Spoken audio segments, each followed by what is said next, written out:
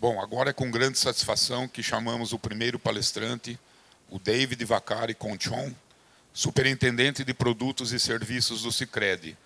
Ele abordará o tema macroeconomia. David, por gentileza, vou passar o microfone, já está aí com você. A gente sugere que você fique à vontade para subir aqui ou ficar embaixo, aí a sua vontade, tá bom?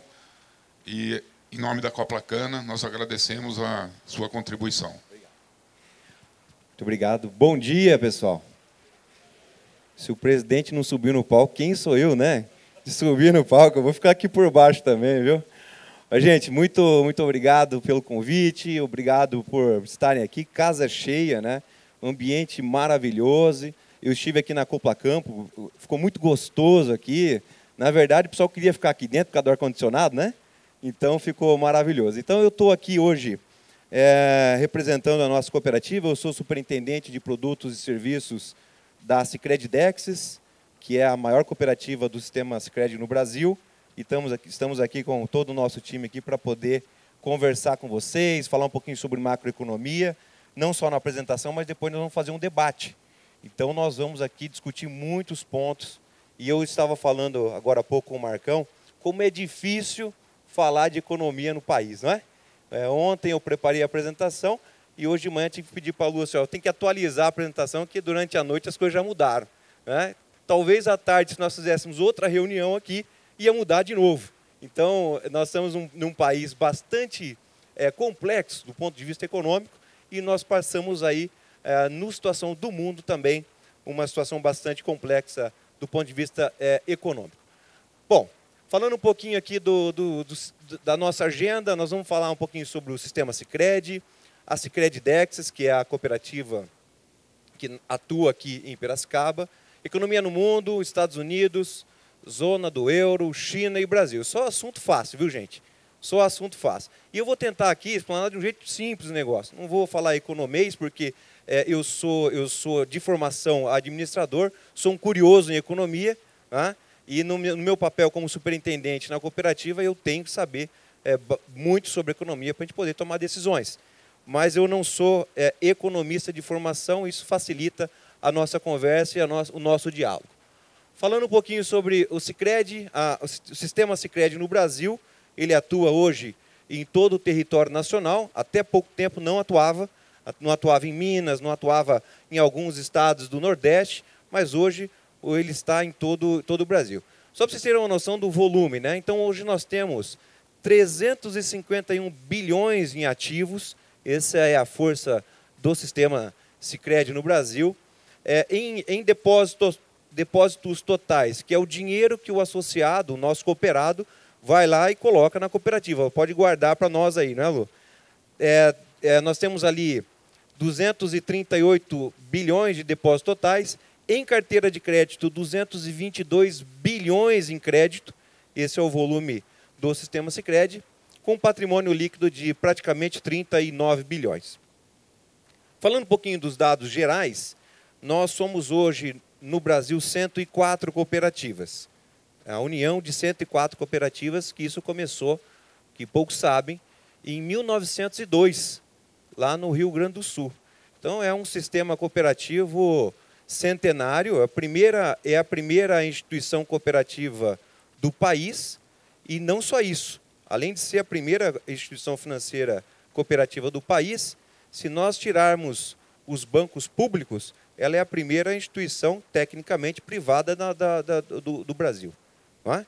Então, isso nos traz muito orgulho, porque começou muito pequenininho, com agricultores, como nós estamos aqui, pequenos agricultores que se reuniram para começar o cooperativismo no país. Só que hoje são mais de 8 milhões de pessoas associadas. Então, são muitas pessoas hoje dentro do sistema Sicredi, com um total ali de quase 3 mil agências espalhadas pelo Brasil. Se vocês notarem, até pouco tempo atrás, nós tínhamos poucas agências no estado de São Paulo. Você andava pelo estado de São Paulo, você via pouco Sicredi. Hoje você vê muito Sicredi aí, em qualquer município tem Sicredi, não é verdade? E agora a gente patrocinando o Campeonato Paulista, ajuda bastante a divulgação da marca, né? Então isso é muito bom para nós, porque nos traz uma segurança sistêmica. E aqui nós temos hoje 45 mil colaboradores para atender todos os nossos cooperados. Então, isso é um motivo de orgulho. Quando eu vou para os números da cooperativa Sicredi Dexis, nós temos aqui uma atuação, vocês podem notar, no Paraná, que pega ali a região de Maringá, Londrina, norte e noroeste do estado do Paraná, mas pega também aqui o centro-leste paulista. Então, nós vamos ali até a divisa com Minas, aqui em Mococa. Como que nós estamos atuando aqui, né? Então, nós temos 34 municípios aqui no estado de São Paulo, com 43 agências, e nós temos 75 municípios lá no estado do Paraná, com 70 agências. A cooperativa tem 38 anos de fundação e começou também com o agricultor. 25 agricultores que lá em 1985, quando fundou a cooperativa Sicredi Dexis, em 85, por falta de recurso dos bancos, os agricultores resolveram montar a sua própria cooperativa, senhor Arnaldo, para poder fazer, seu Coral, a diferença lá na região, né? E graças a Deus nós estamos aqui. Eu falo graças a Deus que meus pais são aqui do estado de São Paulo, foram para o Paraná por causa do café, e para mim é um orgulho voltar aqui agora, né, na terra dos meus pais, para estar aqui representando a cooperativa e desenvolvendo o cooperativismo aqui no nosso estado. Nós temos hoje 238 mil associados, a nossa cooperativa, são 113 agências, com 1.400 colaboradores. Só que no total, a gente atua com 358 mil pessoas. Por que isso? Nós atuamos com 358 mil porque não são só associados, são cotitulares e também tem os poupadores. Tem gente que aí só tem a poupança lá no Sicredi, e isso nos dá 358 mil pessoas. Essa é a força da Sicredi Dexis. Total de recursos para aporte de quase 14 bilhões de reais, a cooperativa, operações de crédito de praticamente 8 bilhões, um patrimônio líquido que está muito perto a 1,1 bilhão, e de captação total nós atingimos agora, semana passada, 10 bilhões de recursos captados na nossa cooperativa. Então essa aqui é a força daquelas 104 cooperativas que eu falei para vocês. Essa aqui é a maior do país. E isso nos orgulha estar aqui com vocês, estar aqui em Piracicaba e região, atuando com as nossas agências aqui também. Tudo bem até aí, gente? Nós vamos entrar agora, eu só queria ver a questão do tempo. Quem está marcando o tempo para mim? Porque às vezes a gente fala um pouquinho mais aqui e acaba passando o tempo. Já foi 6. Então nós vamos falar um pouquinho sobre economia no mundo. E como eu falei para vocês, nós temos cada vez mais está mais difícil de prever, não é? O economista hoje, se você perguntar para qualquer economista, a principal palavra dos economistas é assim: depende. Fala, mas o câmbio, como é que vai ser? O dólar vai subir, vai baixar? Ele fala, depende, né? É difícil mesmo, e aí a gente vai falar um pouquinho sobre isso nas nossas discussões, porque é algo quase impossível de você chegar numa conta ou numa perspectiva que seja assertiva, porque muitas coisas têm variação e nós vamos falar sobre isso. Falando de economia no mundo, aqui é um pouquinho de alguns números que nós temos, e a gente começa a olhar PIB e inflação. Vejam, eu estou falando aqui da zona do euro. Se a gente olhar o PIB da zona do euro, 0,4 e 0,5 de crescimento, pegando 23, 24, ou seja, um crescimento muito pequeno.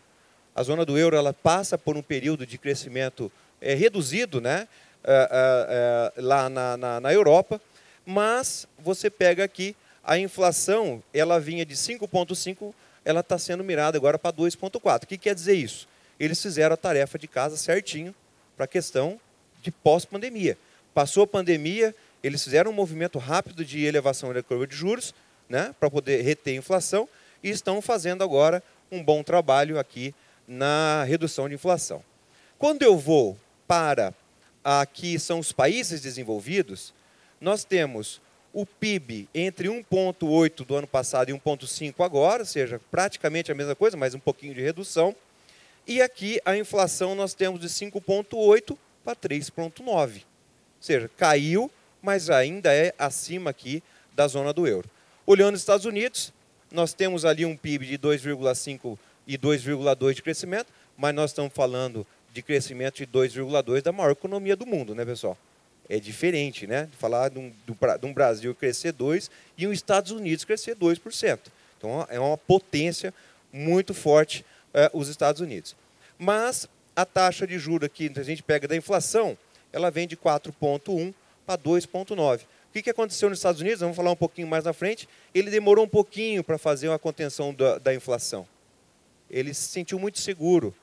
Na realidade, o Brasil é um dos poucos países do mundo que tem muita facilidade de lidar com juros, inflação.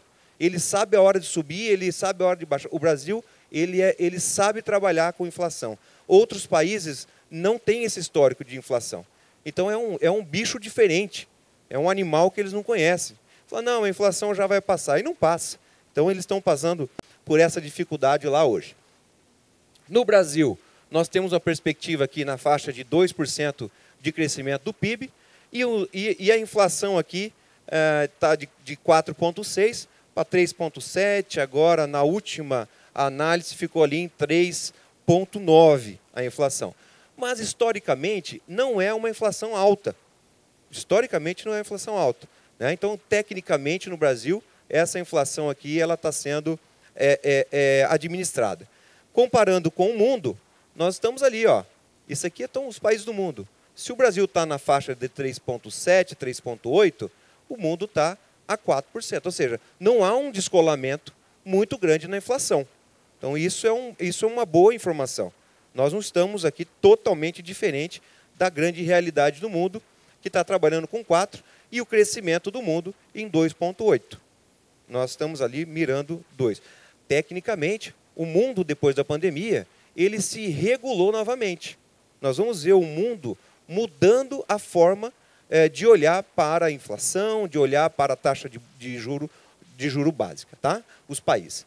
Já pegando aqui os países emergentes, nós temos aqui um crescimento, o PIB em torno de 4,1%, ou seja, o Brasil ele colabora para baixo nesse PIB, e só que nós temos uma inflação de 7,5%. Então, a inflação nos países emergentes ela é muito grande. Qual que é o detalhe? A China faz parte dos países emergentes. Então, a China ela ajuda aqui o PIB, porque a média dela está indo para 4,6%. Então, a China continua crescendo, e nós estamos falando da segunda maior economia do mundo. Então, ela é muito forte, ela continua crescendo a números muito grandes, acima de 4%. Mas olha a expectativa de inflação na China, 0,8%. Então, se imagina se a China, que ela compõe esse 7,5%, vocês imaginam que outros países, né, como exemplo, África do Sul, Brasil, Coreia, Índia, México, a força da inflação, porque a China joga para baixo, e joga bastante para baixo a inflação. Mas são os países emergentes aqui, que é a grande questão, e nós vamos falar um pouquinho do Brasil nessa linha. Falando sobre 2025, porque quando a gente olha para a macroeconomia, qual é a questão da macroeconomia? A macroeconomia ela tenta prever, ela vai olhando o futuro, vai olhando os números, para que a gente possa tomar as decisões hoje. Então, nós estamos falando aqui de 2025. Né? 2025, tecnicamente, uma desaceleração do crescimento. Aonde? Então, nós temos aqui, ó, aqui nas economias avançadas, que são aqueles países desenvolvidos, praticamente a mesma coisa, com exceção aqui dos Estados Unidos, tem uma previsão de redução, né? A expectativa econômica reduzir de 2,7 para 1,9. A zona do euro dela uma alavancada de 0,8 para 1,5. América Latina toda entre 2 e 2,5.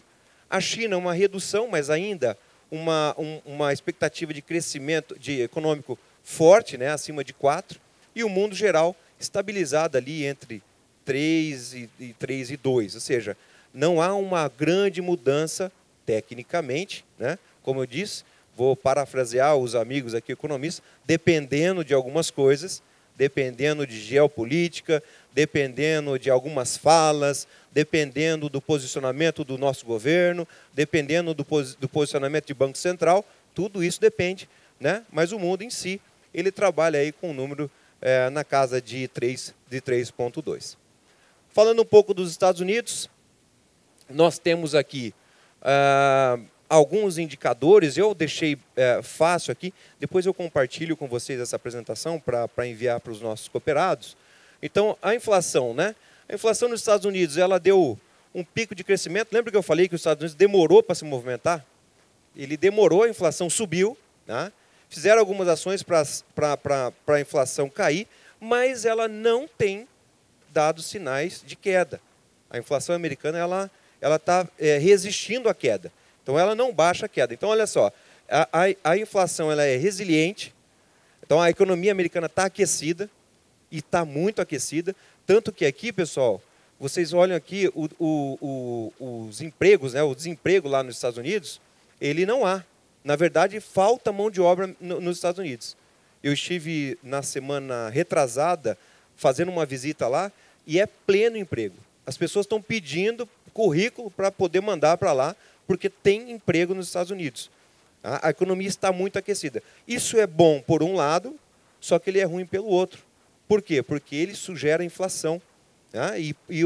Qual é a grande questão de um país? Ele tem que controlar a inflação. E os Estados Unidos se preocupa com isso. Então, economia aquecida, o emprego aqui, ele sempre está em alta, e aí ele está prejudicando isso. Expectativas de corte da taxa de juros desacelerou. Eles falavam de que esse ano, como se fosse o Banco Central lá americano, ele ia baixar 6 vezes a taxa de juros.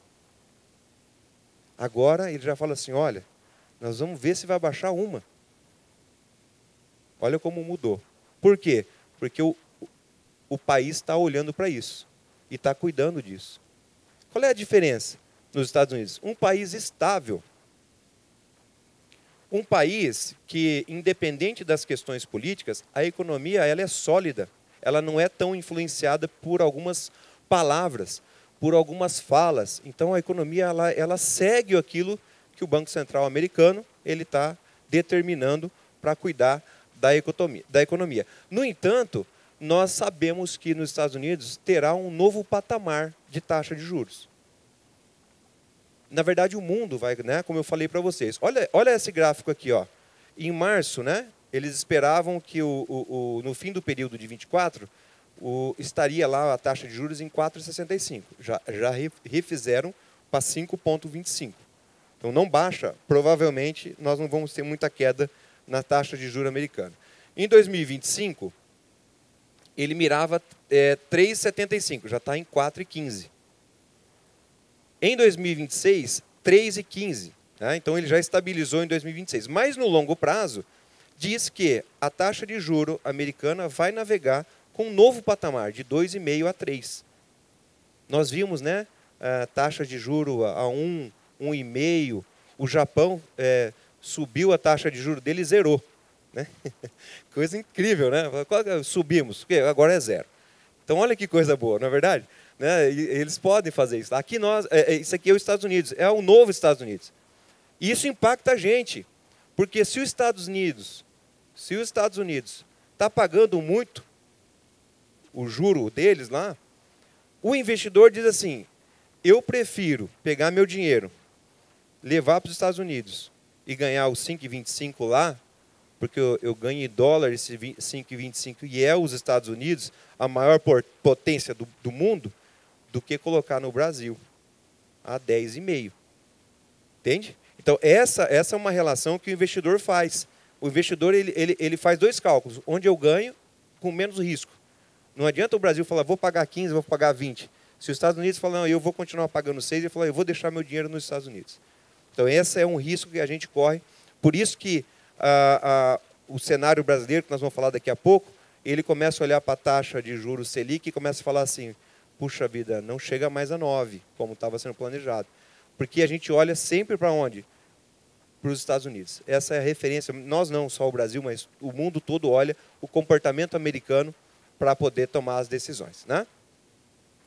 Bom, incerteza política nas eleições, né? Trump e Biden. Esse é um outro ponto. Apesar de não terem uma influência direta na economia, do ponto de vista direto, como é aqui no Brasil, mas há as especulações. Oi? Tá. Há as especulações. E nas especulações, nós temos Trump e Biden numa discussão sobre qual é que é a relação americana com a China. Esse é o grande ponto. como os Estados Unidos vai se comportar.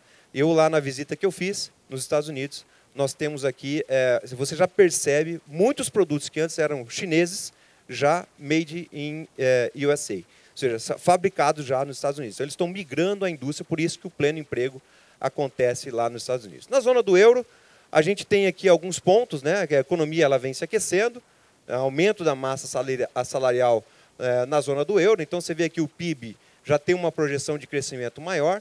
O IEHPC, que é como se fosse a taxa, a inflação deles, caindo, né, no longo prazo. Então, o aumento de comércio exterior. A inflação está caindo aqui, ó, drasticamente. Política monetária restritiva, né, a zona do euro fez muito bem isso.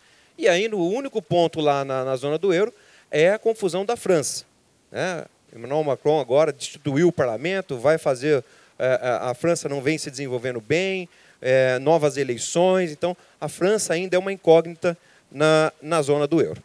Falando um pouquinho sobre China, a China, naquele crescimento que nós falamos, né, ainda você vê lá, crescimento de 5, 4, ele tem um volume de queda no longo prazo, até 2029, mas ainda são crescimentos arrojados. Tá?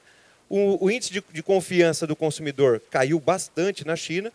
O empréstimo, né, por setor teve impacto imobiliário, vocês viram lá, tem cidades inteiras na China que não tem gente morando, né? Construíram uma cidade e não tem gente morando lá nos apartamentos, então caiu, mas o setor industrial cresceu. A China tem produzido mais para dentro. Eles fabricam mais coisas para a sua própria população. Antes a China ela dava muito emprego para os chineses, Marco, para exportar. Hoje eles estão produzindo para o mercado interno, né? Principalmente carros elétricos, né? Inundou o mundo com carros elétricos, a gente tem aqui no Brasil também, mas a China vem produzindo muito para a parte interna, mas mantém as exportações ali em franco crescimento. Então, quais são os pontos? Cenário chinês, né, está revisado positivamente, forte estímulo fiscal, aumento das exportações, o setor imobiliário sofrendo, como eu falei, e a inflação sendo controlada lá pelos chineses, que é o nosso maior, o principal parceiro do Brasil. Para a gente finalizar aqui essa introdução, esse é o cenário brasileiro. E aqui é onde tem a nossa dor, né, pessoal? Então, olha lá, o IPCA, esse verdinho é o câmbio, né? Aqui, ó, o verdinho é o IPCA 2024 e o pretinho aqui é o 2025. Então, 2024, o IPCA ele vai estar mirando lá 3,96, finalizar o ano a 3,96, mas o ano que vem não é muito diferente. Mas, como eu falei para vocês, não é um número catastrófico. Esse é um número aceitável, né? A meta nossa ela é 3, tá? Vou falar um pouco disso. O PIB em 2,08 de crescimento, esse é o boletim Focus dessa semana. O câmbio em 5,13 e a Selic em 10,5. Já vou exclamar um pouquinho separadamente cada um. Quais são as incertezas? Arcabouço fiscal, qualquer rádio que você liga hoje está falando da questão fiscal, a inflação e o Copom, que inclusive hoje, se a nossa palestra fosse à tarde, nós íamos ter já o resultado do Copom, que provavelmente será de manter a taxa de 10,5%. Não vai baixar, provavelmente. Só que qual é a grande discussão do Copom? Quantos votos vai ser a favor e quantos votos vai ser contra? Essa é a questão agora. Porque a última, quem deu o voto de Minerva foi o Campos Neto. Empatou 4-4. Então o mercado assustou, falou, meu Deus, o que está acontecendo? Será que rachou o Banco Central? É a parte bolsonarista, do outro lado a parte petista? Então essa reunião ela não é tão importante pelo número, mas é pela importância do comportamento daqueles que vão votar, porque isso vai determinar as taxas futuras e o movimento do Banco Central futuro. Ontem estava uma discussão já que eles querem antecipar a eleição, ou o anúncio do substituto do Campos Neto, para enfraquecer o presidente do Banco Central, para que os focos já mirem para o novo presidente, para ver qual é o olhar dele. Ontem também nós vimos um pouquinho das falas do governo, dizendo assim, olha, a culpa está na decisão do Banco Central. E não é bem assim. Quando a gente fala de economia, todos têm sua parte de responsabilidade, tá? Então não dá para a gente empurrar a responsabilidade apenas para um lado. Essa inflação que eu falei para vocês, nós estamos aqui mirando os 3,96, aqui é a meta, e essa é a banda. É 1,5 para cima e 1,5 para baixo. Ficando dentro disso aqui, a economia fica regulada, né? Então aqui, ó, dentro da meta do ano, pouco espaço de corte, 93% das negociações do dia 17, a opção do Copom, reforçam a manutenção da Selic hoje em 10,5. Detalhe, há 2, 3 semanas atrás nós estamos falando de Selic fechar a 9. Vocês imaginam o impacto que dá isso no nosso negócio, presidente? Né? Você está mirando, você está fazendo os seus cálculos, projetando o seu planejamento a 9, e em 20 dias você sai de 9 e vai para 10,5. Né? Não há cálculo, não há planejamento que se enquadre dentro disso, por isso que economicamente o Brasil ele é complexo. Olha a Ibovespa. Ibovespa, olha o desenho dela. 119 mil pontos. Isso aqui nós pegamos ontem, tá? Então ontem ela fechou aqui, ó, a 119 mil. Qual que é as incertezas? Câmbio, né? Nós perdemos 40 bilhões de capital estrangeiro que evadiu do Brasil por causa de insegurança, né? O governo fala assim, olha, nós vamos continuar gastando. O que acontece, Eliane? O pessoal de fora diz, puxa vida, esse país não está olhando para as suas questões fiscais. Não dá para confiar. Então tira o dinheiro dali e leva para fora. Os Estados Unidos pagando mais a taxa de juro básica, isso ajuda. E aqui o câmbio, né? Que para nós aqui na nossa discussão é um dos pontos mais relevantes. Assim, tá, me pergunta assim, o câmbio vai subir ou vai baixar? Eu brinco o seguinte, né? É que Deus inventou o câmbio para dar humildade aos economistas, sabia? Porque o câmbio é impossível você falar para ele assim, se o câmbio vai ser algo realmente assertivo. Olha, não, o câmbio nós vamos fechar ele às 5h15. Pode ficar tranquilo que vai ser às 5h15. Olha lá, expectativa do Copom, né? Divisão do comitê que eu acabei de falar para vocês. Manutenção da taxa nos Estados Unidos, nós já falamos. Plano de orçamento, governo, né? Há uma dicotomia. O Brasil não consegue olhar para isso para poder estabilizar e dar segurança para o mercado internacional, que é quem determina o nosso câmbio. Aí eu fiz essa apresentação ontem, ó, nós pegamos esse número 5,40 às 18, dia 18 às 15h14. E ontem, né, sai essa notícia, análise. Ao criticar Campos Neto, Lula contribui para aumentar a incerteza. E aí o câmbio fecha às 5h43. Então, o Brasil é um país volátil para esse tipo de coisa. Em outros países, uma fala de uma autoridade não mexe tanto, porque a economia já tem sua sustentação. Aqui no Brasil ainda há muita incerteza, não é? Eu queria finalizar, porque agora nós vamos ter um bate-papo aqui entre algumas pessoas, até para a gente poder respeitar o tempo, mas eu queria dizer para vocês assim, como cooperativa, né, e vocês como cooperados, quando a gente fala de macroeconomia, e nós vamos discutir um pouco isso hoje, a grande questão é, nós precisamos conhecer esse bicho cada vez mais. O cooperado, eu falava com o Vitor Pasquini, vocês vão ter uma palestra com ele daqui a pouco também, o cooperado ele é muito bom, ele é excelente da porteira para dentro. Ele domina verdadeiramente o negócio dele.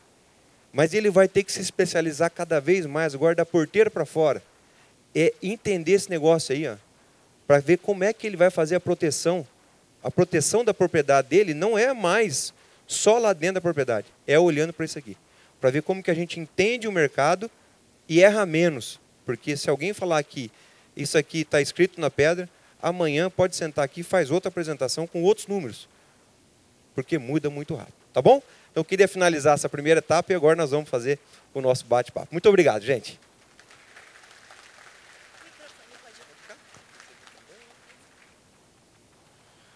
Agradecemos o David pela brilhante apresentação. Muito obrigado. A gente está pouco habituado a ouvir tudo isso, né?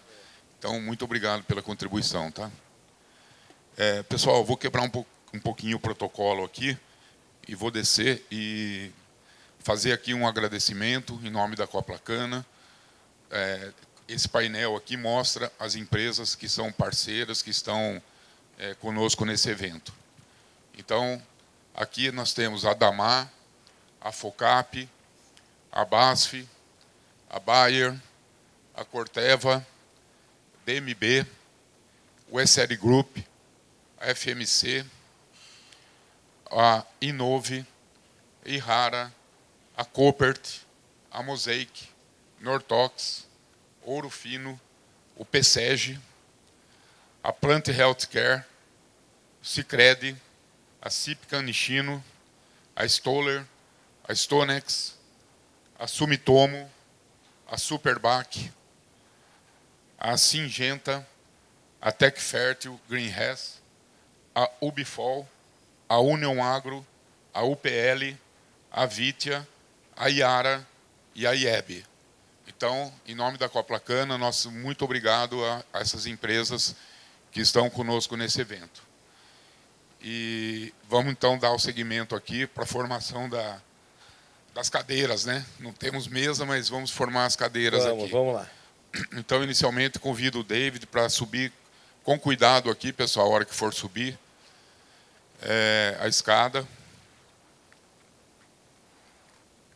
Então, aqui, mais uma vez, a gente agradece a explanação do David. E, a partir de agora, teremos um momento especial de interação entre os palestrantes, as empresas parceiras e os moderadores. Nós montaremos umas cadeiras aqui, né? Aqui está como mesa, mas, na verdade, são cadeiras. E convidamos para fazer a mediação o nosso diretor administrativo, João Paulo. João Paulo, por gentileza. E a participação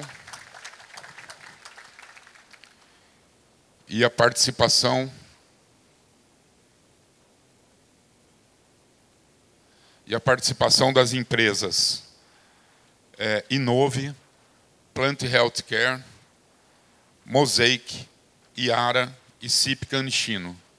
Então, nós convidamos os representantes dessas empresas para comporem aqui as cadeiras.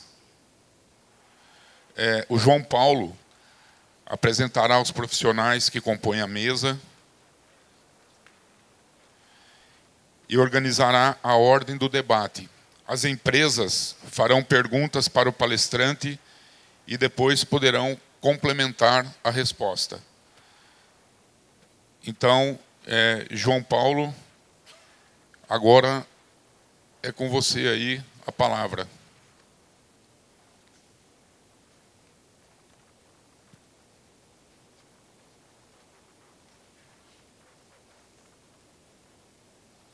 Muito obrigado, Francisco. Bom dia novamente, pessoal. Obrigado aí pela presença de todos vocês novamente, nossos cooperados, a essência da razão da Coplacana, do nosso trabalho, da nossa dedicação. Rapidamente, eu sou João Paulo Félix dos Santos, tenho 10 anos de Coplacana, comecei minha trajetória aí como gerente de unidade na filial de Cosmópolis. Após 4 anos, segui aí um momento como gerente regional de negócios e hoje componho, junto com o nosso presidente Marcos Fará, com o nosso vice-presidente Arnaldo Antônio Bortoleto, a diretoria do Conselho de Administração, onde trabalhamos aí com muita energia, seriedade, comprometimento com o nosso cooperado para dar continuidade a esse legado de 75 anos, trabalhando a Coplacana como uma forte referência aí para o mercado e principalmente para ser a maior referência aí para os nossos cooperados, junto com o time de executivos e junto com o time de colaboradores da Coplacana, ao qual reforço meu agradecimento a todos os colaboradores Coplacana aqui presentes, junto com seus cooperados, para a gente enriquecer o nosso dia e todo o investimento, todos os departamentos, posso pecar aqui se eu esquecer de citar alguém, mas estamos com o time de implementos aqui, com exposição, com todo o time administrativo e financeiro também, trazendo aí toda a parceria dentro do contexto financeiro.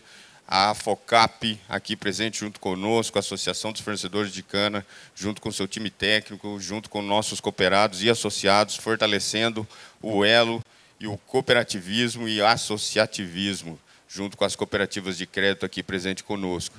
Então, muito obrigado, David, por toda a contribuição, pela disponibilidade de estar aqui com a gente, trazendo tantas informações de relevância. E agradeço também a Eliane Vioto, nossa superintendente administrativa e financeira, pelo convite de eu estar aqui também nesse momento. A Eliane está com um contratempo na voz, mas está aqui junto com a gente também, vai passar o dia junto com a gente, interagindo. Estamos todos à disposição de vocês, nossos cooperados. Então, rapidamente, gostaria de passar a palavra já para o Frederico Vieira, é o gerente de contas da Coplacana pela empresa Inove. Fred, por gentileza, uma rápida apresentação e já para a gente acelerar o nosso processo aqui, se quiser se apresentar e já trazer aí sua contribuição, sua pergunta para o David, pode dar andamento. Vamos lá, obrigado. Obrigado, João, pela palavra. Estão me ouvindo? Ok. Bom dia a todos. Gostaria de me apresentar, eu me chamo Frederico Vieira. Estou hoje representando a minha empresa, que é Inove Fertilizantes Especiais, uma empresa brasileira, aqui no nosso principal parceiro, que é a Coplacana, né? E vou estar dando início aqui às perguntas ao palestrante. Então, vamos lá. David, em um cenário de estresse econômico, geopolítico, como você enxerga a evolução do câmbio e dos juros no Brasil para o segundo semestre de 2024 e o início de 2025? Bom, é um pouco do que nós falamos aqui durante a palestra, né? Olhar para o cenário geopolítico, né, no Brasil ou no mundo, ele tem repercussões diferentes em locais diferentes do mundo. Então, quando nós tivemos lá a guerra da Ucrânia, o Brasil é extremamente afetado, né, economicamente, porque tem uma dependência, né, da compra de insumos da Rússia, da Ucrânia. Então, nós temos uma dificuldade de olhar isso aí, de garantir. Agora, olhando um cenário de estresse, vamos olhar um cenário de estresse, onde o Brasil ele não faz a sua tarefa de casa, que é redução de gastos públicos, ele não faz sua tarefa de olhando a longo prazo, não faz sua tarefa de casa, de repente, olhando para uma reforma administrativa, ele acaba fazendo algumas alterações perigosas, quando se diz questão monetárias, né? Ou qual é a escolha do presidente do Banco Central agora vai influenciar muito em muitas coisas, porque o mercado está atento a isso.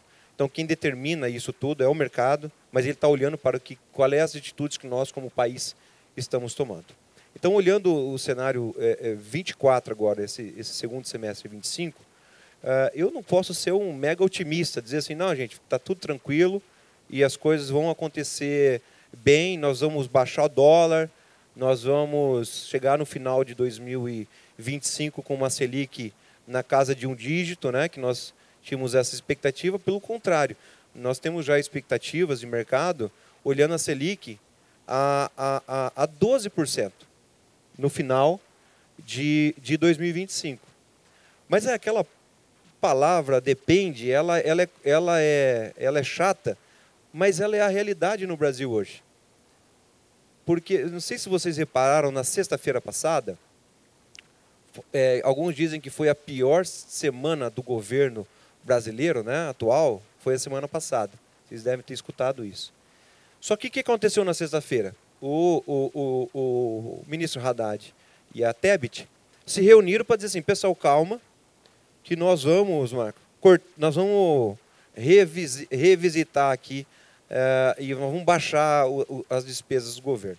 Tá? Para que isso? Naquele dia, o dólar ele caiu, né? Porque o mercado precisava escutar isso aí. Só que agora já subiu de novo, que nós acabamos de falar.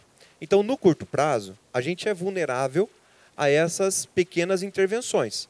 Então, o dólar fica variando sempre numa banda quando há esse tipo de situação, mas quando a gente olha num cenário de estresse de longo prazo, as coisas não miram para um lado bom. Porque o que o Brasil precisa fazer, ele não é rápido. Né? Uma reforma administrativa, a própria reforma tributária, ela é de longo prazo, ela tem um cronograma a ser feito. Mas enquanto isso nem é discutido como uma reforma administrativa verdadeira, o mercado ele fica a risco. E aí ele sempre precifica para mais. Tá? Ele nunca precifica para baixo. Ele fala, eu coloco risco no meu negócio e custa tanto o risco. Então, resumindo, a gente depende muito do mundo, mas a gente não tem feito a nossa tarefa dentro de casa. Se a gente faz dentro de casa, a gente fica menos vulnerável, porque o mundo é mais estável do que o Brasil, concorda? O mundo ele tem mais segurança, no geral, do que o Brasil atua hoje. Então, esse composto entre externo e interno precisa se alinhar um pouquinho mais. Obrigado, David. Frederico, se quiser trazer uma contribuição do lado da I9, fique à vontade, por favor. Bom, contribuindo um pouco, né, com o comentário do nosso amigo David aqui, né, a I9 Fertilizantes Especiais é uma empresa brasileira e hoje, por ser uma empresa brasileira e ter matéria-prima brasileira para produzir fertilizantes, nós estamos menos expostos, tá, ao mercado externo de compra. Tá? Não que a gente não utilize matérias-primas importadas, né? Mas a nossa base é matéria-prima nacional. Né? Então, assim, nós da I9 estamos comprometidos a entregar um produto com qualidade e manter uma precificação dentro de mercado, até mesmo visando e apoiar o agricultor. Ô, João, eu posso só fazer um bate-papo aqui, né, gente? Com certeza, então, fica à uma vontade. prosa aqui, né? Porque o Fred falando aqui, tem uma situação que está acontecendo no mundo, pessoal, que é muito interessante. O que vem acontecendo é o seguinte, falando de geopolítica. As relações comerciais mundiais, elas estão mudando. Porque como o Fred falou, olha, nós produzimos aqui, nós temos aqui, elas vêm mudando. O que vem acontecendo? Os países estão escolhendo diferente os seus parceiros comerciais. Então, antes eu falava assim, irmão, o meu parceiro comercial é a Rússia. Vou lá buscar na Rússia. O que os países estão fazendo? Estão escolhendo países, parceiros comerciais, mais próximos, e eles chamam de friendly, que é amigos. Nessa situação, o Brasil se coloca numa posição bacana, porque o Brasil ele é um país de fácil negociação. O Brasil é um país amigável, né? E nós temos uma possibilidade de aumentar muito as nossas relações comerciais com um país como os Estados Unidos. Tá? Então, eles buscam, o mundo está buscando países mais próximos e mais amigáveis. Isso não muda das nossas relações comerciais. Porque, assim, quando você é agricultor, quando você é empresário, o que você quer fazer? Você quer fazer negócio com gente que você conheça, que seja amigável, concordam? E que sejam próximos de você. Por que você compra ou você faz negócio com a sua cooperativa de produção? Porque ela está próxima de você, é amigável e entende a tua situação. Então, isso está acontecendo no mundo, num contexto global. Então, a globalização, que a gente sempre falou, ela tem sido uma globalização diferente. É uma globalização olhando uma proximidade maior para ter menos essa questão, Fred, da disrupção em virtude de uma guerra, em virtude de um posicionamento político, diminuir isso de uma forma geral. Isso não acontece só na América do Sul. Isso acontece na Ásia também. Acontece na Ásia, acontece na Europa. Então, os blocos econômicos vão ser cada vez mais fortalecidos na visão do mercado em relação a isso.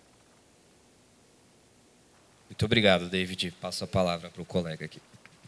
Obrigado, David. Excelentes contribuições. Pessoal, o intuito do nosso dia hoje, de fato, é trazer, compartilhar com vocês, enriquecer a experiência de vocês com todo esse cenário dinâmico que estamos vivendo aí na macroeconomia.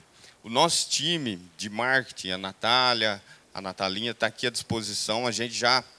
Nós já recebemos algumas perguntas estratégicas, importantes, relevantes, para enriquecer nosso debate. E a gente convida vocês também no coffee break para interagir. Estaremos todos aí para a gente conseguir otimizar nosso tempo aqui, mas estamos todos à disposição para depois receber mais perguntas de vocês, tá bom?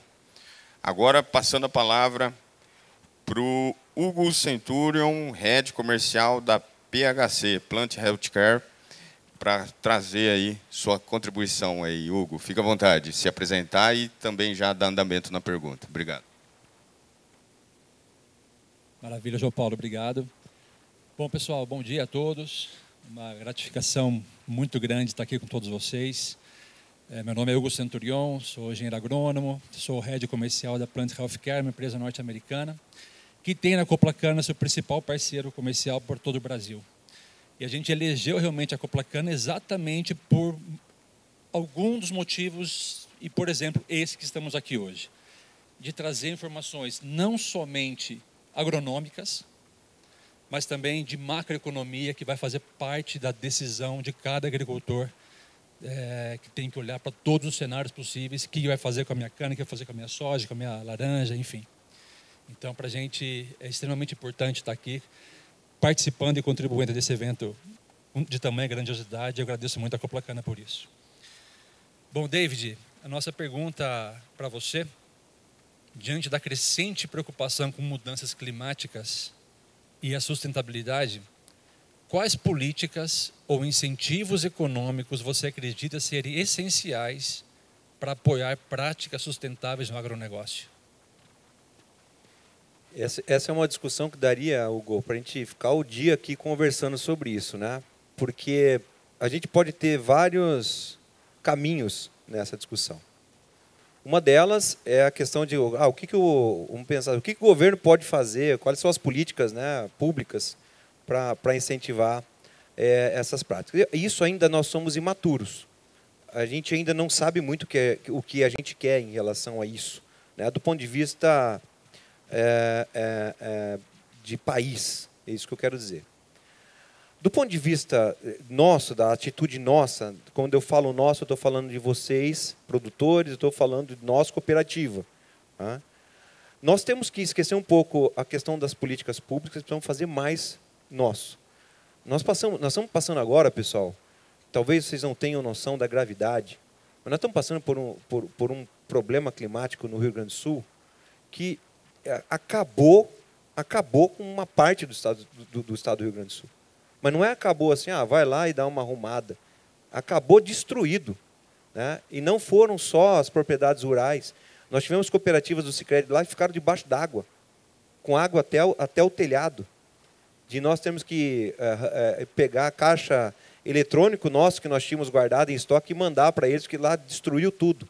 Né? Agora, nós vimos também, Hugo, o quanto nós estamos despreparados para os impactos climáticos. O Brasil está despreparado. Quando você vai para os Estados Unidos, por exemplo, eles têm políticas e eles sabem o período do ano que você tem lá tornado, e eles se preparam para eles, se ajudam. Nós não temos isso.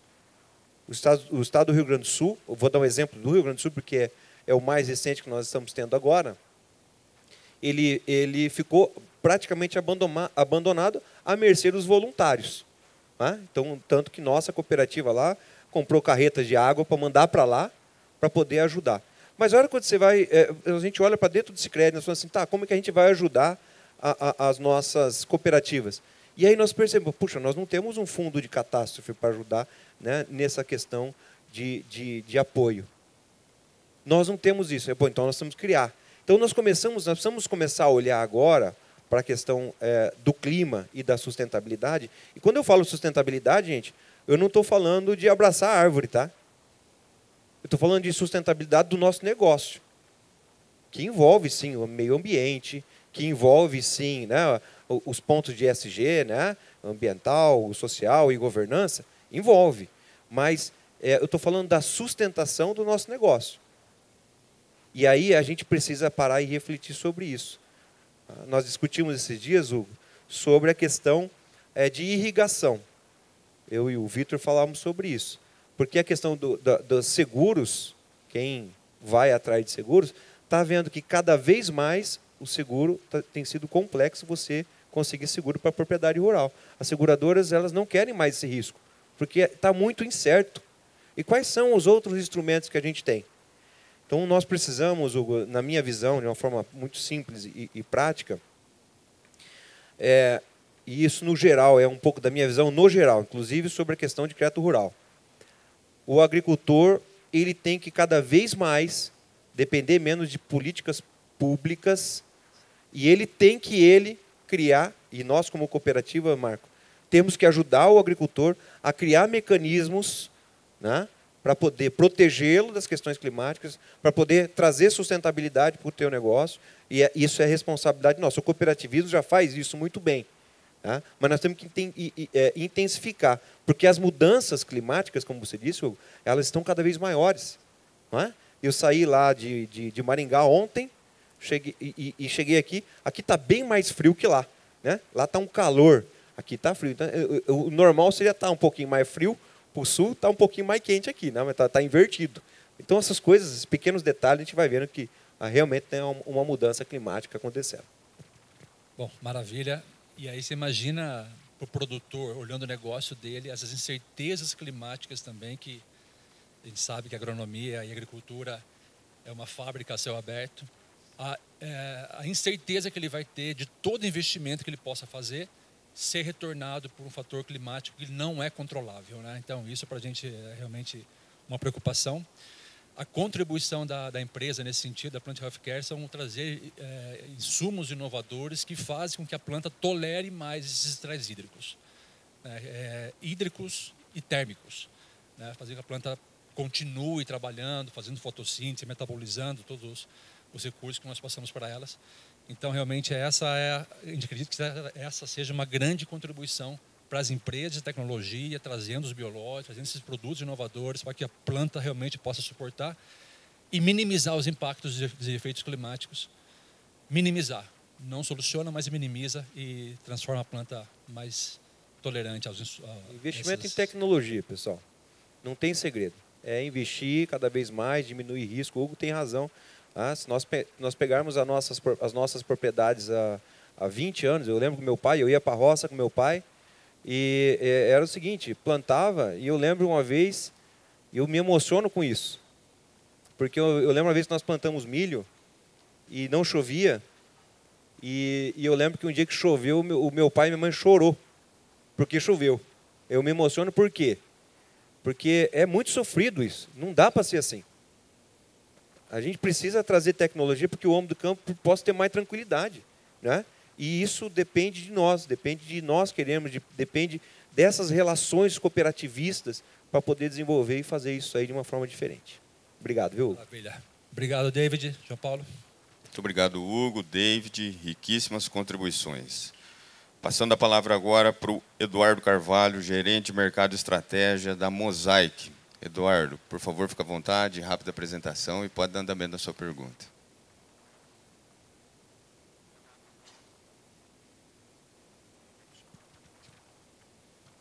Obrigado, João. Primeiro, eu gostaria de agradecer essa oportunidade de estar com todos aqui nesse momento tão importante, diante de tantas mudanças colocadas. Então, obrigado pela explanação. Eu gostaria de saber um pouquinho, David, como é que o Sicredi pensa e está se adaptando para atender alguns perfis diferentes de associados, como, por exemplo, o grupo de mais jovens ou algumas outras segmentos que estão aparecendo que no passado não eram tão comuns? Edu, essa discussão ela não para lá na cooperativa, aqui deve ser também, porque assim, a gente fala de sucessão. Tá?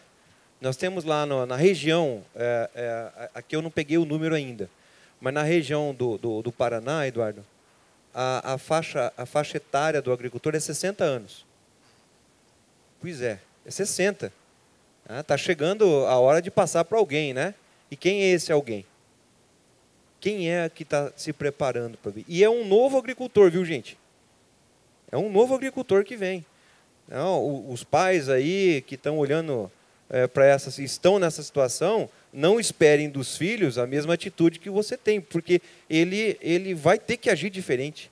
Ele vai ter que se colocar, ele vai ter que ser um empresário mesmo, vai ter que saber de administração, vai ter que saber de macroeconomia, vai ter que saber tudo isso. Então, Eduardo, no Sicredi, a gente tem duas formas de olhar. Primeiro, que eu vou falar, é a questão de como eu abordo o meu cooperado para que ele entenda o cooperativismo. E nós chegamos a uma conclusão, e pode valer isso para vocês também, que a cooperativa é para todos, mas nem todos são para o cooperativismo. Todo mundo pode ser associado, mas tem gente que não tem o jeito, do nosso jeitão. E tudo bem. Você pode ir para uma outra instituição, né? Porque se ele não entender o cooperativismo, João, não adianta ele ficar aqui dentro. Então, o que nós estamos fazendo agora? Nós estamos fazendo um processo que nós estamos chamando de geração COP. Não tem a geração X, geração Y, não é? Aí o time do marketing nosso está criativo, não vamos fazer a geração COP. O que é a geração COP? É a indicação dos filhos do associado. Então, ele entra na cooperativa com um pacote de benefícios dentro da cooperativa, né? Mas se passar qualquer um na rua e falar, mas eu quero o mesmo pacote, falo, não pode. Tem que ser filho já de associado nosso. Então, essa visão é a visão nossa, olhando para dentro. Como que eu faço o meu associado ficar na cooperativa? O outro ponto é que nós estamos trabalhando junto com o time do Vitor Pasquini, que cuida do segmento agro, e ele vai falar com vocês hoje aqui. O outro ponto é como que eu faço os meus parceiros, os meus associados, né, olharem para a sucessão e trazer os jovens para o negócio. Porque vocês acham que o problema é só no agro? Não é só no agro. Nós temos empresários hoje com empresas que os filhos não querem assumir a empresa. E aí o cara tem um legado fantástico, mas não consegue dar sequência àquilo. Então, nós estamos fazendo, eu falo que é uma escola de negócios para os nossos associados, para que eles tenham a educação, ou para que eles entendam o papel da sucessão dentro da família, né? Então, esses são os pontos que nós estamos preocupados hoje, Edu, para que a gente mantenha não só o cooperativismo, mas a região onde a gente atua. Aonde nós estamos, e isso é um dos nossos, eu falo que o nosso compromisso, que é construir juntos, né, com vocês, uma sociedade mais próspera, é dessa forma. A cooperativa, pessoal, eu gosto de falar isso, parece que é um mantra isso, mas é assim, ó, a cooperativa não extrai dinheiro da economia. A cooperativa irriga a economia com dinheiro. Se vocês fazem, vamos dizer o seguinte, não existe a Coplacana. Vocês fazem negócio só com cerealista ou com revendas normal. Tá? Não estou falando mal das revendas, eu estou dizendo que o interesse genuíno pela comunidade não está lá, está aqui na cooperativa.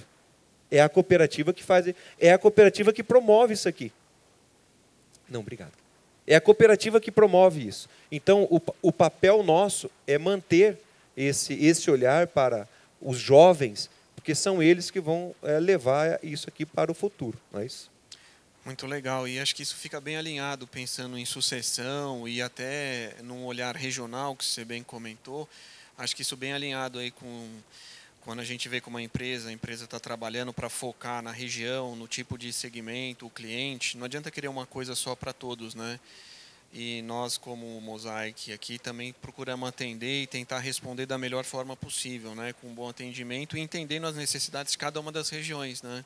E principalmente nesse momento, estamos no pré-plantio aí da safra de verão, tem bastante mercado ainda para acontecer, alguns estão um pouco mais atrasados, mas torcendo aí para que todos consigam se planejar, receber antes e não ter atraso nos respectivos plantios. Mas obrigado aí pelas considerações. Obrigado você, Eduardo. Obrigado, Eduardo, David. Riquíssimas contribuições. Por essência, né, o cooperativismo, até em seus princípios, tem um princípio que fala muito claro e exercemos isso naturalmente, de educação, formação e informação. Hoje nós estamos aqui trabalhando intensivamente em formação para os nossos cooperados, mas trazendo temas de sucessão, onde temos nosso núcleo jovem, que está aqui muito bem representado, que faz parte de um trabalho de altíssimo nível que a Coplacana dedica esforços, dedica energia, que trabalha a sucessão, trabalha formação, trabalha profissionalismo dos jovens que estão aí conectados com o agro, conectados com o cooperativismo, e para eles seguirem aí sua trajetória de grande contribuição. Então, novamente, muito obrigado a Mariana aqui representando e toda a coordenação, o time do Núcleo Jovem. Obrigado mesmo. João, vou complementar o que você está falando, que é importante isso. Porque quando a gente fala de sucessão, o que a gente lembra do jovem? Mas eu gostei de uma coisa que eu escutei aqui hoje. Vocês têm um núcleo feminino aqui também, não tem? De mulheres? Estamos aqui também, gente, muito bem representado. Olha lá. As mulheres estão lá. E olha lá, parabéns, viu? E olhem o detalhe, Estão todas de rosinha, camisa bonita lá, ou seja, elas se identificam. Porque a sucessão não é só do jovem. Passa pelas mulheres, não é, mulheres? Né? Antigamente, a gente tinha projetos que eram só para homens. Aí o nosso agricultor falecia, o que acontecia? A mulher não sabia nem onde estava achado o carro. Não é? Hoje não. Hoje as mulheres estão juntas, estão entendendo da propriedade. Aliás, sempre entenderam, né? Mas elas faziam que não entendiam. Sempre entenderam da propriedade, mas agora elas estão juntos. Estão andando juntos. Que os meninos têm, as meninas têm, os jovens têm um papel.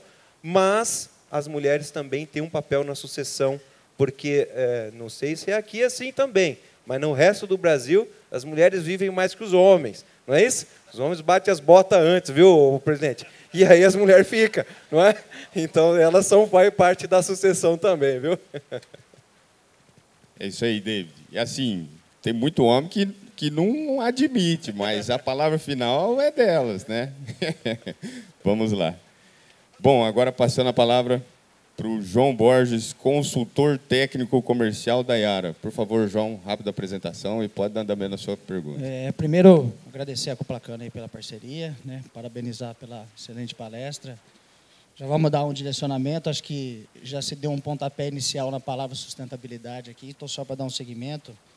Existe algum projeto por parte do Sicredi de liberação de crédito somente para aquisição de fertilizantes, principalmente para aqueles produtores que trabalham de forma sustentável, visto que esse é um assunto em evidência global? Legal, João. Bom, essa discussão ela é ampla, mas ela tem ganhado uma força muito grande. Tecnicamente, hoje, eu participo também de uma câmara técnica lá no Paraná, que fala sobre linhas de crédito. Tá?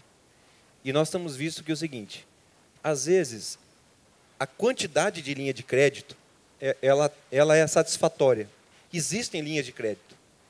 O que talvez não exista é a facilidade do acesso a essas linhas de crédito.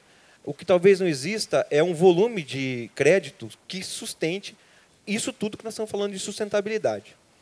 Então, quando eu olho para o mercado geral, eu falo assim, bom, nós temos linhas, mas elas precisam ser mais reforçadas para isso. Num outro lado, nós temos uma outra oportunidade, pessoal, que isso faz parte também de um plano estratégico do Sicredi. O Sicredi, ele é uma instituição que, como eu falei para vocês, centenária, tá? E ela tem uma relação com o mundo. Nós somos integrantes da UOCO, que é a Conferência Mundial das Cooperativas de Crédito. Nós temos uma relação com o mundo que tem mudado muitas coisas no Sicredi. Por exemplo, nós estamos conseguindo recursos no Banco Internacional de uma forma como nós nunca conseguimos. Nós recentemente fechamos um acordo com o Banco Europeu para trazer recursos do Banco Europeu com taxas mais acessíveis para temas de sustentabilidade. E a última que nós fechamos foi com o JICA, que é como se fosse o BNDES no Brasil, mas é o BNDES japonês. Foi a primeira instituição cooperativa que eles fizeram negócio fora da China, do Japão. Foi com o Sicredi. E nós trouxemos 600 milhões de dólares para investir em placas fotovoltaicas. Então, isso tem aumentado porque é uma relação de construção, João. Então, eu fui lá e peguei 600 milhões, eles conheceram o sistema Sicredi, encaixamos o dinheiro em fotovoltaica, comprovamos que fizemos isso, e eles falaram, uau, funciona. Esse modelo cooperativista vai ser o meu principal parceiro. É como o Hugo falou aqui. Ó. O Hugo falou assim, eu sou uma empresa americana e a nossa principal parceira é a Coplacana. O JICA falou, eu quero fazer negócio mais com o Sicredi. Vocês querem quantos bi? Olha como muda a conversa. Porque a primeira é assim, eu vou lá e eu tenho que provar para mostrar que eu mereço crédito, que é um crédito. Agora, João, está mudando. Agora eles entenderam a parceria, assim, posso investir nessa cooperativa, porque eles realmente são sérios. Nós somos hoje uma cooperativa com análise AAA, né? Com os órgãos de análise. Então, isso traz confiança e gera que nós conseguimos trazer mais recursos no mercado externo para o Brasil. Qual é a grande questão? Hoje, a taxa de juros fora do Brasil está alta. E aí, às vezes, ele olha e fala, é melhor eu manter o dinheiro interno. Mas no futuro, quando os países se regularem, como eu mostrei para vocês, e a taxa de juros lá baixar, ele vai falar assim, puxa, eu preciso ganhar um pouquinho mais. Para onde eu vou? Puxa, eu vou chegar lá no Sicredi lá para colocar dinheiro. E o Sicredi busca quem para poder colocar dinheiro? Busca os cooperados, busca os parceiros, né? Para poder encaixar esse dinheiro de longo prazo, às vezes. Então, esse é o nosso papel, são as ferramentas, os instrumentos que nós estamos buscando para poder desenvolver isso e trazer mais sustentabilidade também. Legal, inclusive muito bom, né, esse assunto, e a Yara, por exemplo, ela vem atuando muito forte nesse assunto, né? Principalmente quando a gente fala de embalagens descartáveis, quando a gente fala de amônia verde, que é um assunto que está vindo muito à tona, né? Quando a gente fala de diminuição de emissão de CO2, né? Então isso realmente para nós é uma importância muito grande e a gente vem atuando bem forte nisso. Mas eu acho que vem bem de conta com o que você comentou e citou aqui, né? O João, agora eu vou fazer um convite aqui, viu, gente, para eles aqui, ó. Todos vocês que são empresas de peso no mercado nacional, local, o Sicredi pode ser parceiro de vocês em muitos projetos como esse. Então, assim, David, nós temos um projeto aqui e nós queremos transitar isso junto com o Sicredi, né? Então, eu já faço o convite para vocês, para a gente conversar depois da reunião. Estou fazendo um negócio aqui já, viu, Marcão? Porque é importante vocês entenderem que tem um parceiro cooperativo, né, como o Sicredi também, nesse processo de desenvolvimento. Tá bom? Não, por que não, né, Marcão? Para conversarmos depois, né? Mas passa a palavra aí, João. Se for bom para o nosso cooperado, estamos juntos. Em frente. É isso aí. Obrigado, João. Obrigado, David. Bom, dando andamento aqui, passo a palavra para o Santo Bongain, Head Brasil de Bioestimulantes da Cípica Nitino. Por favor, Santo, fica à vontade de se apresentar e dar andamento na pergunta. Obrigado. Bom dia, pessoal. Bom dia, presidente. Bom dia, professor. Parabéns aí pela apresentação. Bom dia aos colegas aí de banca. João, bom te ver aqui. Bom, voltar para a Coplacana, para mim, é sempre um prazer, né? Por questão da tradição, sou de Piracicaba, sou engenheiro agrônomo. Estou formando engenheiro agrônomo em casa também, né? Em casa quem manda é minha esposa, tá? Esse é um homem de verdadeiro, viu? Não, na verdade eu estou no 4º nível da hierarquia para baixo, né? Então tem bastante gente antes de passar a palavra para mim. Bom, mas enfim, a gente está vivendo momentos bastante difíceis, né? Como você falou, tanto na agricultura por questões aí econômicas, climáticas e no contexto geral. Mas eu separei aqui uma pergunta realmente visando macroeconomia global, tá? Que eu acredito que seja de bastante interesse para nós aqui do Brasil. Tá ruim? Tá? Melhorou? Bom, vou me apresentar de novo. Brincadeira. Bom, eu esqueci de falar, né? Eu trabalho na Cípica Nitino, uma empresa italiana, japonesa. Imagina que diversidade de cultura. Estamos operando aqui no Brasil já faz um bom tempo, uma empresa de tecnologia. A área que eu cuido são bioestimulantes, é a nova agricultura, né? Então, a gente sabe que todos os colegas aqui trabalham da mesma forma e isso é muito bom para o Brasil. Como eu me formei no século passado, eu tenho que usar óculos, né? Então, vou botar no óculos aqui. Eu sou do tempo da inflação, viu, professor? Então, imagina. Bom, qual que é o impacto das tensões comerciais internacionais com as disputas comerciais entre grandes potências nas exportações agrícolas e nos preços das commodities? Legal, Santo. O Santo trabalha numa empresa italiana e o nome italiano, hein? Santo Bongain. Tutti buona gente. Sì. Tutti. Meu bisavô veio para o Brasil e o nome dele era Santo também, viu? Então é muito legal. Bom, durante a palestra nós falamos um pouco sobre isso, né? Sobre as grandes economias. Então, hoje o Brasil ele tem uma dependência muito grande, né? O Brasil ele é um grande exportador de commodities e ele é muito vulnerável, né, a esses posicionamentos de macroeconomia, do ponto de vista das exportações dos produtos. Mas eu vejo, Santo, que nós estamos numa boa posição. O Brasil é um país amigável, que eu falo assim. Então, o Brasil consegue transitar em mercados e a gente tem que privar por isso. O Brasil, no geral, o governo brasileiro, tem que manter essa visão, essa posição de um país amigável, de um país que o mundo precisa. Nós somos amigáveis, mas o mundo precisa de nós. Essa é uma realidade hoje. O crescimento populacional, o Vitor não vai trazer hoje, mas ele tem um vídeo que ele mostra o crescimento populacional e a dependência do mundo ao alimento brasileiro. Então, quando a gente fala de uns Estados Unidos entrando em conflito com China, do ponto de vista conflito político, geopolítico, quando você vê uma Rússia invadindo uma Ucrânia, ou um Israel com o Hezbollah e aquela confusão toda, o Brasil tende a ficar, ou deveria ficar fora dessa briga.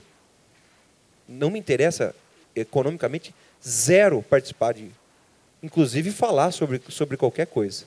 Então nós temos que continuar nessa pegada de neutralidade, porque senão nós afetamos o nosso agricultor, a nossa economia. Essa é uma visão que é uma visão minha, como pessoa, mas em alguns momentos nós corremos o risco de se posicionar muito duramente sobre uma posição ou outra, seja em relação aos Estados Unidos ou em relação a Israel, ou apoiando China ou não apoiando China.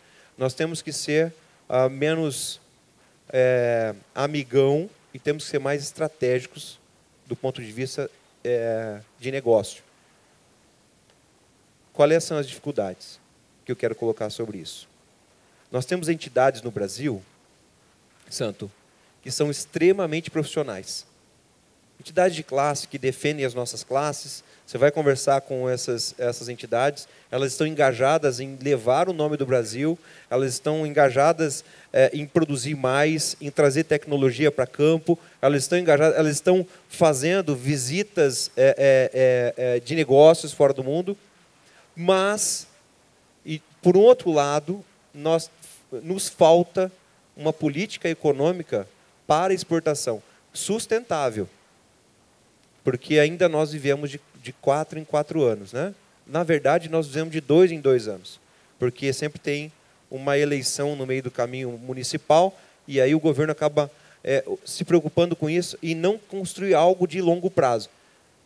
Quando a China falou que ela iria ser a maior produtora de produtos do mundo, ela investiu na indústria, ela fez um plano para 50 anos.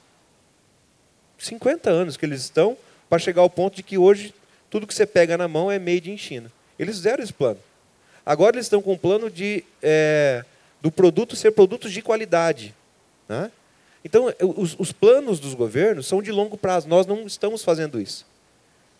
Então, nós ficamos suscetíveis a movimentos governamentais para a questão dessas relações. E aí a macroeconomia pode nos prejudicar bastante nisso daí. Só contribuindo, eu sempre destaco nas apresentações que o agro contribui muito com o PIB do Brasil. Se não fosse o agro, hoje o Brasil estaria numa situação bem mais difícil. E eu tenho um olhar um pouco específico para os próximos tempos que nós vamos viver. Que, infelizmente, as tensões aumentam cada dia. Só que isso pode trazer uma oportunidade para o Brasil, principalmente assim para a questão do agro, se destacar. Para você ter uma ideia, minha empresa opera globalmente e o Brasil hoje e vai ser para os próximos anos o lugar onde os dois sócios vão investir mais. Então, eu acredito que a gente tem essa condição de protagonismo e é o que você disse, o Brasil realmente é muito importante nesse cenário, cada vez mais, apesar de tudo que a gente vê aqui, de tanta coisa que poderia ser melhor. Mas que nem o Coral falou, só falta 1 ano e meio, então aí já melhora daqui 1 ano e meio, tá bom? Santo, sabe uma relação que eu quero dizer, Por que nós somos numa posição favorável? Vocês lembram que eu falei que eu fui nos Estados Unidos e comecei a ver muito produto feito nos Estados Unidos? Opa, feito lá. Eles estão diminuindo, estão tirando o pé da compra da China, e produzindo lá nos Estados Unidos. No agronegócio é diferente, não dá para fazer isso. Tipo assim, não, vou fazer o seguinte agora, os Estados Unidos vai fazer 2 safras por ano. Não consegue. Entende? Então, essa é a diferença. Nós temos uma condição de que nós sim somos um país amigável, mas não dá para brigar com nós. Não dá para chegar e falar, não, vamos brigar com o Brasil. Calma lá, vamos com calma com o Brasil também. Porque nós precisamos dele. Não dá para trocar a matriz rapidamente. Não dá para, não, agora nós não vamos comer mais milho, come agora outra coisa. O cara fala, não, mas e aí? Tem que mudar a cultura do povo para fazer isso. Então, gente, nós temos essa é uma visão positiva do Brasil. Né? Isso é uma questão que nós estamos trabalhando muito bem e a gente pode avançar muito nessa linha aí. E o que a gente sempre fala, né? O Brasil não é para amador, né? E o agro do Brasil é muito profissional. A gente dá show em todos os lugares que a gente vai, realmente referência da tecnologia, do agricultor, das cooperativas de crédito. Então, acho que a gente tem tudo para dar certo, é só não atrapalharem muito, né? Então, acho que é por aí. Tá bom? Ó, como é prosa aqui, viu, João? Se não der para fazer todas as perguntas, a gente fica tranquilo, viu? Mas, ó, eu vou pegar o que o Santo está falando, não é para amador. A China começou a comprar empresas brasileiras do agronegócio. Aconteceu muito isso. Chegava, quanto que é a empresa? Tantos milhões. Foi lá e comprou a empresa. Cerealista, né? Ou revendas. O que aconteceu? Assumiram essas empresas. E viram que o buraco é mais embaixo. Não é do mesmo jeito que eles fazem fora. Agora o que está acontecendo? Em algumas? Estão devolvendo a empresa para o dono. Falou, ó, toca aí que isso é muito difícil. O Brasil não é para amador. Não é qualquer um que chega no Brasil e fala, não, eu vou comprar as empresas de agronegócio aqui, eu vou tocar o negócio. O cara sofre. Né? A gente fala que o pessoal da Faria Lima, lá em São Paulo, outras instituições, viram o agronegócio muito bem, senhor Arnaldo.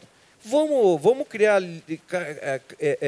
CRI, CRA, vamos fazer um monte de coisa. E entraram na área de investimentos dentro do agronegócio.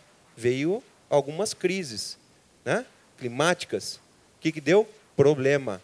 Não está rentabilizando o que precisa. Então, gente, conhecer do agronegócio não é só o agricultor. O mercado financeiro, quem atua no agronegócio, também tem que conhecer. Não é à toa que o Vitor vai falar para vocês daqui a pouco. Nós somos, hoje, o segundo maior repassador de crédito rural do Brasil, né, como cooperativa, porque nós conhecemos a dor do agricultor. E é um pouco disso. Não pode ser amador para entrar nesse negócio. Senão, e tomem cuidado com gente que promete muito. Nós vamos dar uma rentabilidade muito maior para você, ou vai produzir muito mais do que produz. Tomem cuidado, as coisas são conquistadas gradativamente no nosso negócio do agronegócio. Obrigado, Santo. Obrigado, David. Excelentes contribuições e ponto muito relevante, né? Nós acabamos de passar por uma safra extremamente desafiadora e a gente vivenciou, né? Entrada de capital estrangeiro e na primeira crise a gente já viu, inclusive, muitas revendas fechando, enfim, uma série de acontecimentos aí acontecendo no mercado nacional. E a cooperativa, o cooperativismo, o associativismo se mantém forte, sólido, olhando sempre para o nosso cooperado que está no centro de todas as tomadas de decisões, né? Muito relevante essa pauta. Bom, o tempo passou rápido, acho que foram riquíssimas contribuições e nós vamos agora passar para considerações finais. Começaremos aí na ordem com o Fred e finalizamos depois, David, com o seu fechamento. Pode ser? Fred, por favor, considerações finais em relação à empresa Inove, por gentileza. Obrigado, João. Considerações finais aí, foi muito de grande valor, né, essa palestra. David, muito obrigado. Obrigado a todos que estão aqui hoje presentes, aos colegas, as perguntas que contribuíram aí para esse bate-papo, né? Bom, o tempo é curto, né? E só para fechar, com tudo que a gente falou, nós da Inove nos identificamos bastante, tá? Porque desde o início falei que somos uma empresa brasileira, né, focada em produzir fertilizante para a agricultura tropical, para atender a necessidade do cooperado, do agricultor brasileiro, né? E também, né, Hoje, nós somos a única empresa do mundo a produzir fertilizantes, fósforo, sem gerar resíduos. Tá?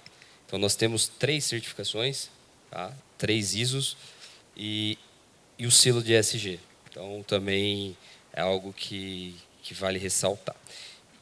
Para finalizar, gostaria de agradecer mais uma vez aí ao pessoal da Coplacana, à diretoria, ao presidente, o Marcão, ao Arnaldo, João, a todos aí, tá? E contem conosco, contem com a Inove Fertilizantes Especiais para a gente estar conversando no pós-palestra, no café. E vamos junto, vamos em frente. Agricultor, erga a cabeça, continue sempre firme e forte, como vocês sempre são. E contem com a cooperativa, contem conosco. Muito obrigado. Obrigado, Fred. Com a palavra, por favor, Hugo Centurion, PHC, considerações finais. Obrigado. Maravilha. Obrigado. De novo, um fórum como esse só engrandece, enobrece todos que estão aqui, né? E a gente percebe uma coisa, né? Por exemplo, a gente conversa muito lá com a diretoria global, os americanos, e eles sempre estão de olho no Brasil. Sempre. Isso que você comentou de Brasil, o único país do mundo, né? Um dos únicos países do mundo que consegue fazer essa sequência de cultivos. Tira a soja, planta safrinha, tira a safrinha, planta milho e entra com o HF, enfim. É um país realmente único no mundo. Então, todos os investimentos, todas as atenções estão voltadas para o nosso país. E é por isso realmente que nós estamos aqui, alicerçados com a parceria exclusiva com o Coplacana, para fazer chegar toda essa tecnologia no campo para o produtor que merece receber essa tecnologia, merece receber esses aportes de todas as empresas do setor. Então, o agro realmente representa mais de 20% do PIB brasileiro, né? E a gente certamente estamos no caminho certo para a gente seguir trilhando essa nossa ambição de ser o celeiro do mundo. Muito obrigado, Hugo. Com a palavra, por gentileza, João Borges, da Iara. Bom, mais uma vez queria agradecer, né, David aí, agradecer a Coplacana também, né, pela parceria, e nos colocar à disposição, né, como Iara Fertilizantes. Eu acho que nós estamos aí iniciando uma safra e a gente, com toda a tecnologia do nosso portfólio, a gente tem como contribuir, né. Obviamente nós vamos estar aí no café para poder esclarecer qualquer dúvida, né, em relação ao nosso portfólio. Eu acho que é um portfólio bem robusto, falando de cana-de-açúcar, né? Então, a gente tem muita coisa para oferecer, para aumentar a produtividade, fazer com que a gente possa crescer o PIB em cima de produtividade, né? Então, a gente fica à disposição de vocês, tá? No mais, agradeço a presença de todos e, mais uma vez, a Coplacana e os colegas parceiros de mesa aqui. Muito obrigado, João. Com a palavra, por gentileza, Eduardo Carvalho, Mosaic. Obrigado. Não, mais uma vez é um prazer a gente poder estar contribuindo aqui para esse evento e aprender muito com toda essa mesa aqui. Então, meu agradecimento em nome da Mosaic. E reforçar o compromisso que a empresa tem com a agricultura brasileira, com os nossos agricultores, clientes, com uma matriz segura de abastecimento. Hoje produzimos no Brasil, nos Estados Unidos, no Canadá, e buscamos sempre estar fazendo um planejamento para atender a tempo as demandas que estão sendo colocadas. Eu queria desejar um ótimo ano agrícola para todos, que a safra venha com bastante chuva na hora certa e que todos tenhamos um ótimo ano. Então, mais uma vez, obrigado por tudo aqui, João. Obrigado, Eduardo. Com a palavra, por gentileza, Santo Bonganho, Cipcanditino. Bom, obrigado novamente, muito bom. Estou muito feliz de estar aqui de novo. A nossa empresa, como os colegas falaram, é uma empresa que está comprometida com o Brasil, muito comprometida. É uma empresa de mais de 100 anos e com bastante inovação, bastante tecnologia. E, conforme eu falei, o Brasil é o grande mercado para se investir, apesar de toda a dificuldade que a gente apresenta. Mas aqui eu queria dizer que a gente tem que continuar fortalecer a Coplacana, né? A Coplacana é o nosso maior cliente como Cipcanitino aqui no Brasil. Então, a gente, de fato, aposta, confia, acredita, e a gente quer crescer junto, quer continuar crescendo junto, né? Então, novamente, muito obrigado. Acho que esse tipo de iniciativa agrega bastante. macroeconomia é um assunto que a gente trata em casa, a gente conversa mais de macroeconomia do que de futebol, enfim. Mas eu acho que isso vale a pena, tá ok? Então, obrigado, João. Muito obrigado, Santo. Por gentileza, David, considerações finais. João, você falou dos princípios do cooperativismo. Eu acho que um bom princípio aqui, né, é a intercooperação, né? Nós aqui como cooperativa, estando aqui com vocês como cooperativa, mas eu queria contar brevemente uma historinha para vocês. Que vocês vão lembrar dessa história e está acontecendo de novo, infelizmente. O ano passado, eu falei isso numa convenção nossa, os colaboradores vão lembrar disso. O ano passado, teve uma ponte no Rio Grande do Sul que foi levada com uma enxurrada, uma chuva muito forte. Vocês devem lembrar disso, passou no jornal. E aí a população falou, aqui é uma estrada estadual, vamos ao governo pedir para o governo estadual fazer a ponte. E o governo falou assim, olha, essa ponte vai custar em torno de 25 milhões para fazer, e nós vamos levar aí 2 a 3 anos para poder recompor essa ponte. A população das duas cidades, que eram uma do lado da outra, só mudava o rio no meio, a população disse, não, nós não aceitamos isso. Nós vamos fazer o seguinte, nós vamos construir essa ponte. Contrataram engenheiro, fizeram o planejamento, e o engenheiro falou, o custo total da ponte pronta é 6 milhões.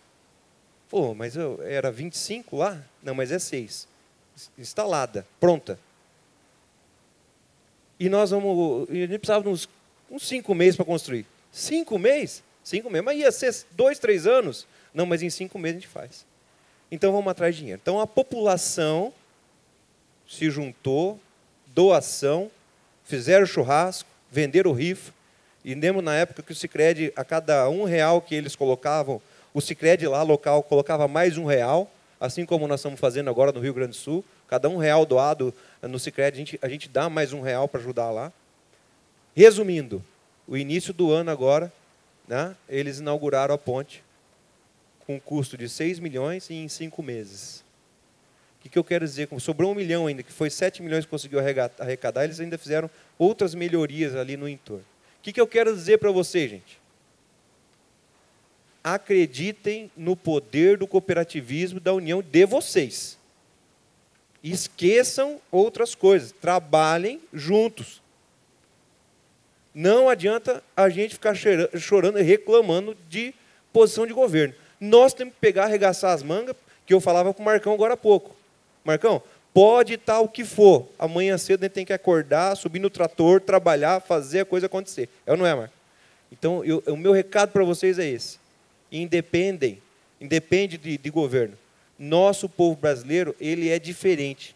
O que nós estamos fazendo com esse país aqui, nenhum país do mundo consegue fazer. Mas isso é fruto nosso, do nosso trabalho. Isso é fruto da nossa vontade de fazer a diferença. Então, era esse o recado.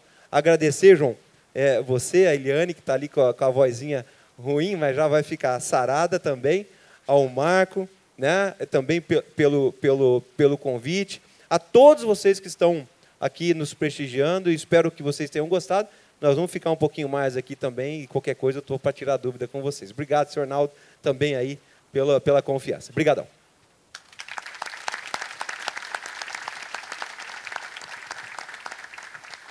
Muito obrigado. Encerramos o primeiro painel de macroeconomia. Convidamos a todos os cooperados, todos os participantes. Estaremos à disposição aqui no café para continuar aí trabalhando aí considerações junto com vocês, contribuições junto com vocês. E em nome da Coplacana e de todos os presentes, agradecemos David Conchon, palestrante do Sicredi Dexi, Frederico Vieira, da I9 Fertilizantes, Hugo Centurion, da PHC, Eduardo Carvalho, da Mosaic Fertilizantes, João Borges, da Iara Fertilizantes e Santo Bongani, da Cipca Nitino. Muito obrigado.